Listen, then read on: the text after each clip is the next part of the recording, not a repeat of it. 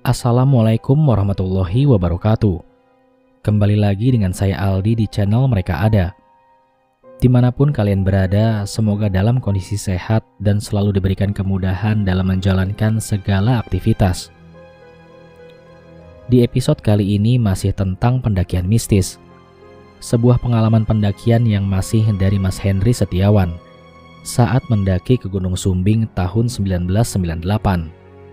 Di mana saat pendakian itu Mas Henry dan tim mendapatkan gangguan dari penghuni gunung yang marah dikarenakan suatu hal. Sebelum mulai bercerita, saya ingin mengucapkan terima kasih kepada Mas Henry Setiawan karena lagi-lagi diperkenankan membacakan kisahnya di channel ini. Jangan lupa support juga channel YouTube Mas Henry melalui link yang saya sediakan pada kolom deskripsi. Oke, tanpa banyak basa-basi lagi, mari kita mulai ceritanya.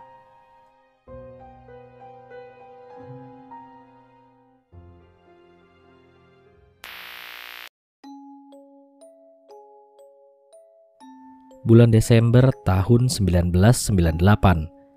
Saat itu usiaku belumlah genap 17 tahun dan aku masih duduk di kelas 2 SMA.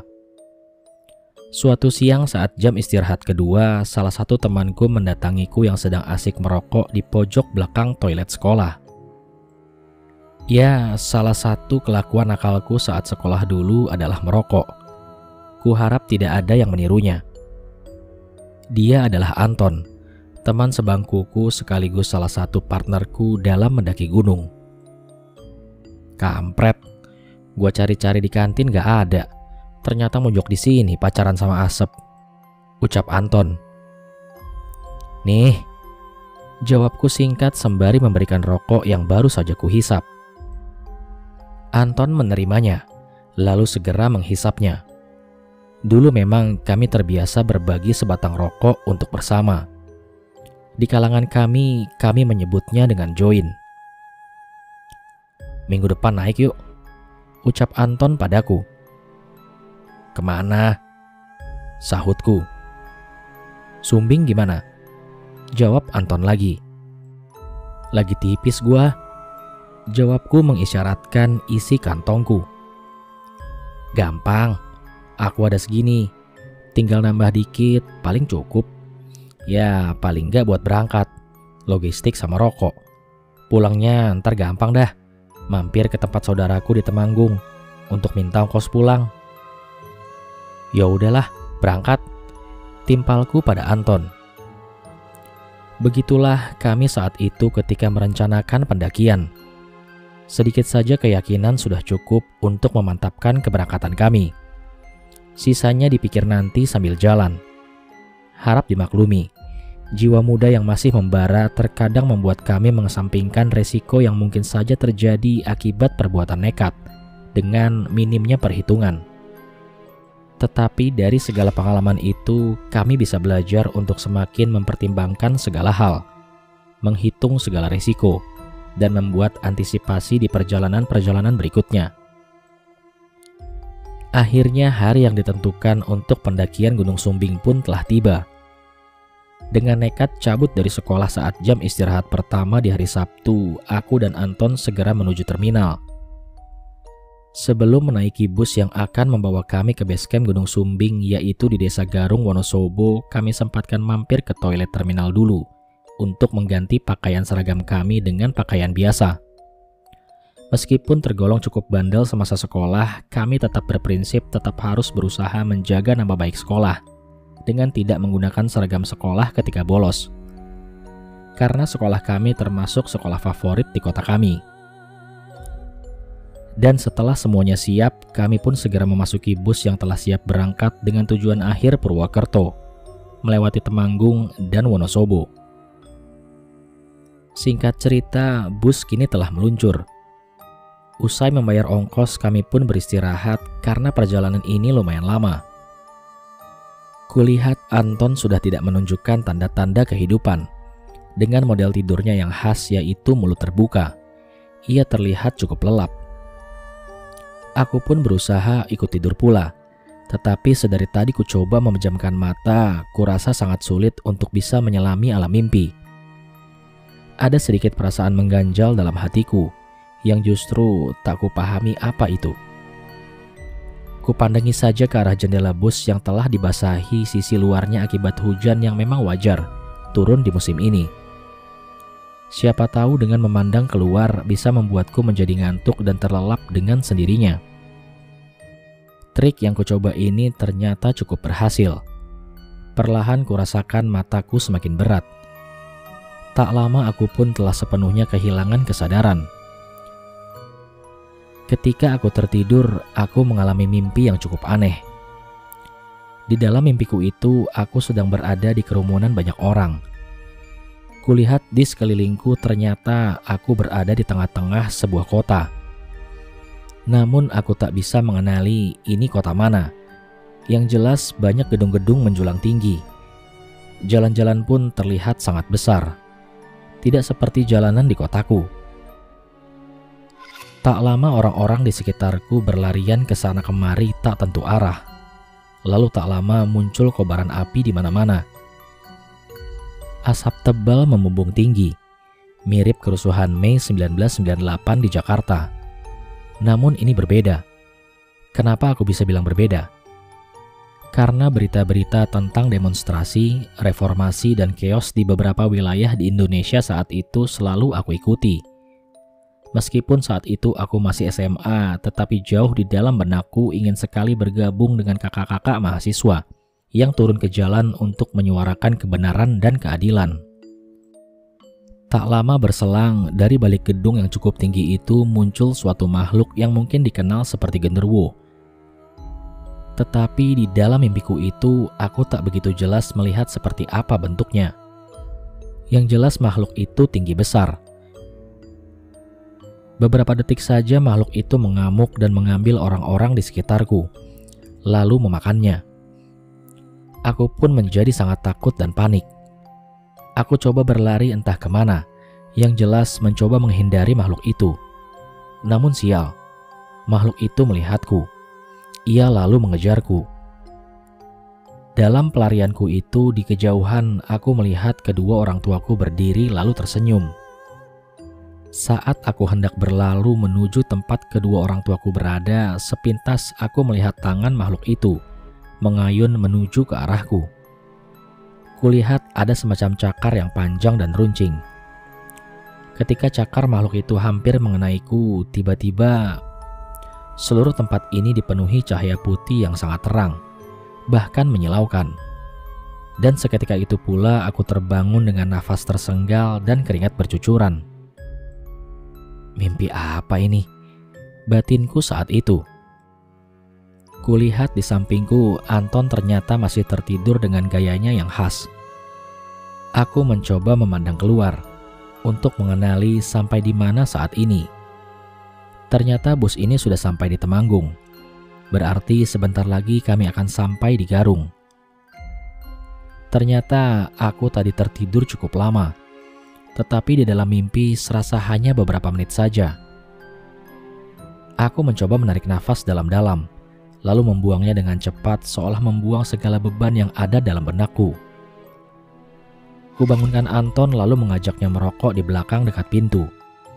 Kupikir daripada memikirkan mimpi yang tidak jelas itu, lebih baik mengobrol sambil merokok di belakang. Siapa tahu juga di sana ada cewek cakep yang bisa menyegarkan pandangan mata.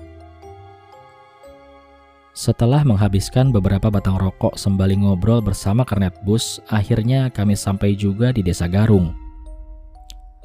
Kuhirup dalam-dalam udara sejuk kaki Gunung Sumbing yang sekaligus Gunung Sindoro, karena letaknya yang bersebelahan. Kuisi setiap kisi-kisi paru-paruku dengan udara segar pegunungan ini. Terasa sangat segar. Sangat berbeda dengan udara perkotaan yang penuh dengan polusi.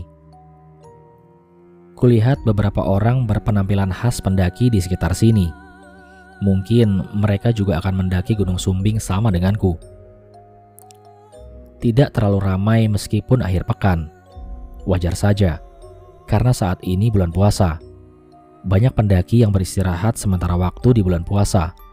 Namun berbeda denganku dan Anton yang tetap pergi mendaki gunung meskipun sedang bulan suci. Dan kami juga tidak berpuasa. Sungguh laknat kelakuan kami di masa lalu.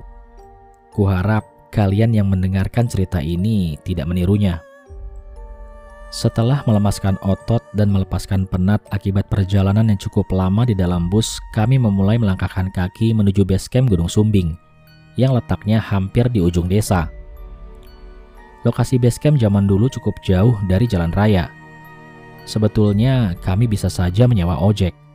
Tetapi mengingat isi kantong kami yang pas-pasan, maka uang itu akan lebih berguna jika kami gunakan untuk menambah logistik. Jika kalian pernah naik ke Gunung Sumbing via Garung dan menemui pelang besar bertuliskan Stik Pala, maka di dekat situlah letak base camp Gunung Sumbing zaman dulu. Kalau sekarang, setauku sudah dipindahkan agak ke bawah, lebih dekat dengan jalan raya. Sesampainya di base camp, kami melaporkan kedatangan kami sekaligus registrasi kepada petugas. Seperti biasa, proses registrasi pendakian gunung waktu itu sangatlah mudah. Cukup menggunakan kartu identitas dan membayar retribusi yang tentunya sangat murah. Kami sudah dinyatakan sebagai pendaki resmi. Kami mendapatkan 2 lembar kertas berisi peraturan memasuki kawasan Gunung Sumbing dan tentunya peta jalur pendakian. Hingga menjelang sore hari, kami hanya menghabiskan waktu bermalas-malasan di balai besar yang disediakan pihak base camp. Kami hanya beristirahat menunggu waktu untuk memulai pendakian sehabis maghrib nanti. Zaman dulu memang kami menyukai perjalanan pendakian malam. Fikir kami waktu itu mendaki malam hari itu lebih nyaman, karena adem dan tidak terlihat berat dan terjalnya medan pendakian. Maklum, kami masih minim ilmu waktu itu. Tetapi setelah mendapatkan pendidikan khusus, kami mulai merubah kebiasaan. Sekarang kami lebih memprioritaskan pendakian saat siang, karena resikonya jelas lebih kecil. Malam mulai menjelang. Kami telah bersiap memulai pendakian. Tepat sebelum kami memulai langkah, ada seseorang yang menemui kami dan meminta bergabung karena ia mendaki seorang diri. Kami tidak keberatan sama sekali. Kami pun mengajaknya untuk bersama-sama merayapi Gunung Sumbing melalui jalur-jalur setapak menuju puncak tertingginya. Jujur, aku lupa nama orang itu. Sebut saja namanya Mas Wahid, seorang mahasiswa dari Jogja. Selangkah demi selangkah kami ayun meninggalkan pemukiman warga, beserta segala aktivitasnya. Kegelapan kini mulai menemani perjalanan kami. Hanya bermodal cahaya senter untuk mengusir kepekatan serta sedikit obrolan untuk memecah kesunyian. Memang benar sangat sunyi, karena ternyata kami tidak berbarengan dengan kelompok pendaki lainnya. Sepertinya kita nggak sendirian, Mas. Dari tadi aku merasa ada yang ngikutin dari belakang. Entah kalian ngerasain apa enggak. Ucap Mas Wahid ketika kami mulai meninggalkan area perkebunan warga. Sebetulnya aku juga merasakan hal yang sama seperti yang dirasakan oleh Mas Wahid. Tapi aku sedari tadi tidak membicarakannya. Selain nyaliku saat itu masih sebiji kacang, aku juga pernah mendengar jika kita merasakan hal ganjil saat naik gunung sebaiknya tidak dibicarakan sampai kita pulang. Iya Mas, sama aku juga. Jawabku singkat tidak menampik kata-kata Mas Wahid. Tak beberapa lama usai kami membicarakan hal itu, tiba-tiba hujan mulai turun. Sebetulnya adalah hal yang wajar saja karena sekarang musim hujan. Namun entah kenapa aku merasa ada hal janggal saat ini. Kami memutuskan tetap melanjutkan perjalanan dengan memakai jas hujan. Hingga ketika kami hampir sampai di pos 2, tiba-tiba ada suara petir yang sangat keras menyambar di dekat kami. Seketika kami pun berlari tunggang langgang mencari tempat untuk berlindung dari sambaran petir yang kami yakini akan kembali terjadi.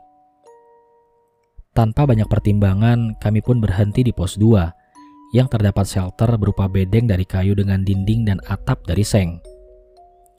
Tak bisa dipungkiri, rasa takut dan panik kini mulai merayapi jiwa kami. Mas Wahid yang memang paling tua sekaligus lebih banyak pengalaman di antara kami berusaha menenangkanku dan Anton. Ia berusaha membangun suasana supaya tidak terjadi kepanikan berlebihan. sehingga bisa membuat kondisi semakin berbahaya. Sedangkan di luar sana hujan masih turun sangat deras, disertai petir menyambar-nyambar yang intensitasnya terbilang cukup tinggi. Dekat sekali, aku yakin petir itu menyambar sangat dekat dengan posisi kami. Terlihat dari hampir tidak adanya jeda antara cahaya kilat dan suara yang dihasilkan. "Kita stop dulu aja di sini.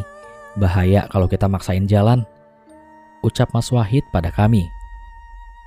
"Iya Mas, aku ikut aja," jawabku singkat menyetujui usulan Mas Wahid. "Bikin api aja. Itu di pojokan ada tumpukan kayu kering. Gak usah bikin tenda. Kita istirahat di sini aja," sambung Mas Wahid pada kami. Kami pun akhirnya berbagi tugas. Aku dan Anton mengumpulkan kayu-kayu kering itu dan menyusunnya di tengah-tengah bedeng yang memang sudah ada bekas perapian. Sedangkan Mas Wahid mempersiapkan perlengkapan masaknya. Usai menyusun kayu-kayu itu, kami mulai berusaha menyalakannya. Tak beberapa lama, aku tiba-tiba terpaku. Seluruh tubuhku terasa beku tak dapat kugerakkan. Rasa takut yang teramat kuat merayapiku. Mataku kini seolah kaku memandang sesuatu yang berada tepat di depanku. Tepat di depan bedeng di bawah sebuah pohon besar. Aku melihat sepasang mata berwarna merah bersinar tajam menatap kami bertiga, menembus pekatnya malam yang lebih tersamarkan oleh air hujan.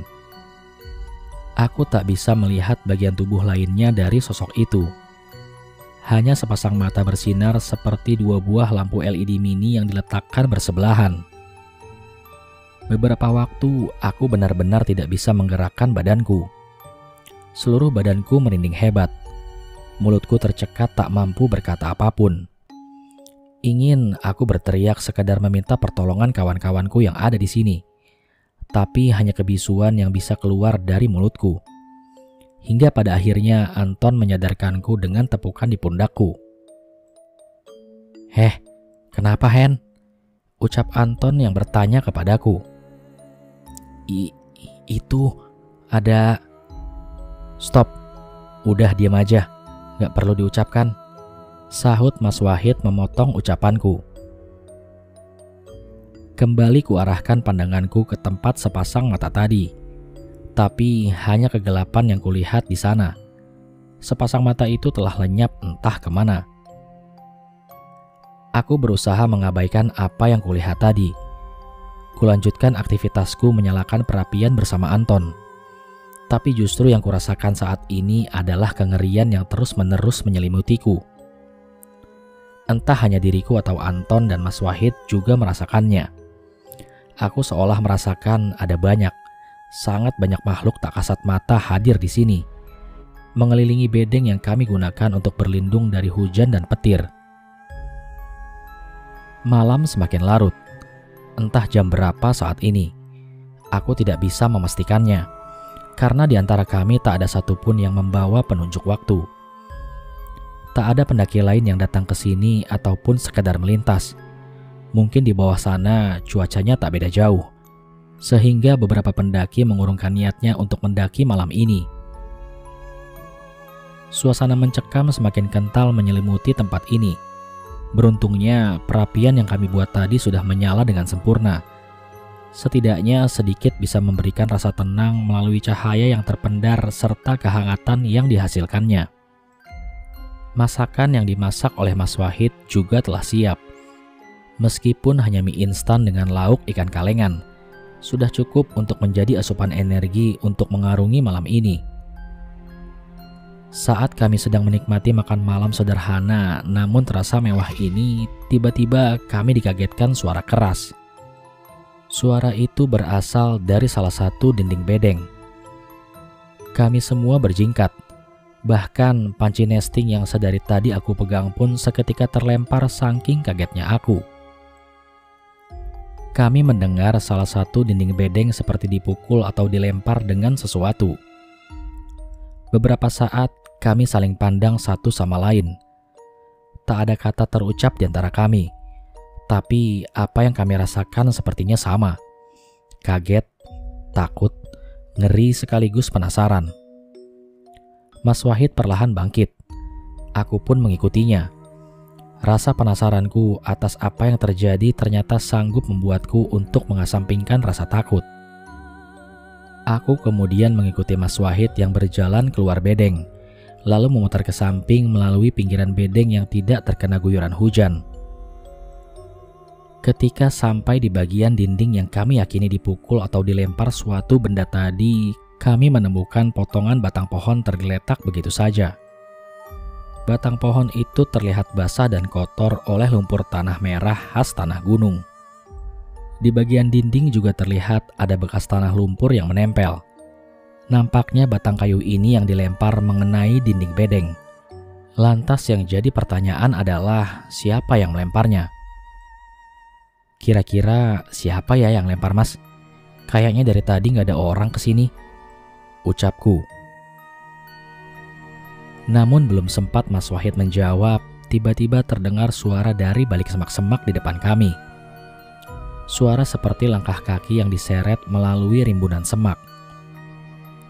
Spontan Mas Wahid mengeluarkan sebilah golok dari pinggangnya. "Kamu masuk aja, biar aku coba cek. Takutnya binatang liar," ucap Mas Wahid kepadaku. "Aku ikut aja lah, Mas," jawabku karena penasaran ingin mengetahui binatang apa yang mencoba mengganggu kami. Atau mungkin kedatangan kami yang mengganggu ketenangannya. "Kamu bawa senjata apa gitu? Kayu atau apalah buat jaga-jaga?" ucap Mas Wahid yang tidak melarangku untuk mengikutinya. Mas Wahid mulai berjalan menyusuri sela semak-semak yang rimbun namun tidak terlalu rapat. Aku mengikutinya dari belakang sambil tetap waspada. Takutnya tiba-tiba ada serangan dari binatang liar. Di balik semak itu kami tidak menemukan apapun. Bahkan jejak binatang pun tidak ada. Saat aku sedang memeriksa tempat di sekitarku, tiba-tiba Mas Wahid berjingkat lalu berlari ke arah yang lebih menjauh. Akhirnya aku pun juga berlari mengikutinya, meski aku tak paham ia sedang mengejar apa atau siapa. Saat aku semakin mendekatinya, sepintas aku melihat di depan Mas Wahid adalah sebuah lembah yang cukup dalam, atau tepatnya sebuah jurang. Meski terlihat samar, aku tetap bisa mengenali konturnya. Dan sialnya, Mas Wahid tetap berlari menuju ke arah jurang itu. Aku berusaha memanggil Mas Wahid, tetapi ia sama sekali tak menggubris panggilanku. Hingga ketika kami semakin dekat dengan bibir jurang, aku kembali melihat sepasang mata yang menyorot bercahaya melihat ke arah kami. Menyadari adanya sesuatu yang tidak beres, aku mempercepat langkahku, lalu melompat menerjang tubuh Mas Wahid. Kami berdua pun terjatuh lalu berguling hingga hampir jatuh ke dalam jurang. Beruntungnya kami masih selamat. Nafas kami berdua memburu tak beraturan. Dan setelah mencoba menenangkan diri, akhirnya Mas Wahid pun tersadar. "Gimana kita bisa sampai sini, Hen?" tanya Mas Wahid kepadaku. "Kamu tiba-tiba lari gak jelas, Mas. Makanya aku ikutin aja. Gak taunya kok malah lari ke arah jurang. Aku teriak-teriak manggil kamu, kamu juga gak respon. Ya udah, aku lompat aja nangkap kamu. Takutnya kamu jatuh ke jurang, Mas," jelasku kepadanya. "Loh, padahal aku ngerasa dari tadi jalan biasa aja, Hen. Aku tadi ngikutin burung. Jadi pas di balik semak, aku ketemu burung kecil warna hitam. Ada corak kuning dan merah. Karena menurutku bagus. Aku mau coba nangkep dia, karena burung itu kayaknya kelihatan jinak. Ya, aku ikutin aja. Sampai tiba-tiba aku jatuh di sini sama kamu," jelas Mas Wahid kepadaku. "Wah, udah gak bener ini, Mas. Mana ada burung malam-malam gini. Apalagi hujan kayak gini. Kita juga udah terlalu jauh kayaknya, Mas. Kita harus balik lagi ke bedeng. Tapi aku gak yakin inget jalan yang tadi," ucapku menyadari ada sesuatu yang tidak beres. Beberapa saat Mas Wahid mengamati area sekitar. Mungkin ia sedang berusaha mengenali tempat ini, karena ia sudah beberapa kali mendaki Gunung Sumbing. Jadi mungkin sedikit banyaknya sudah mengenali area gunung ini. Aku gak yakin hafal, tapi sedikit aku mengenali tempat ini, Hen. Ya udah yuk, balik aja ke bedeng. Kamu ikutin aku ya. Ucap Mas Wahid lalu mulai beranjak. Aku pun segera mengikutinya dari belakang.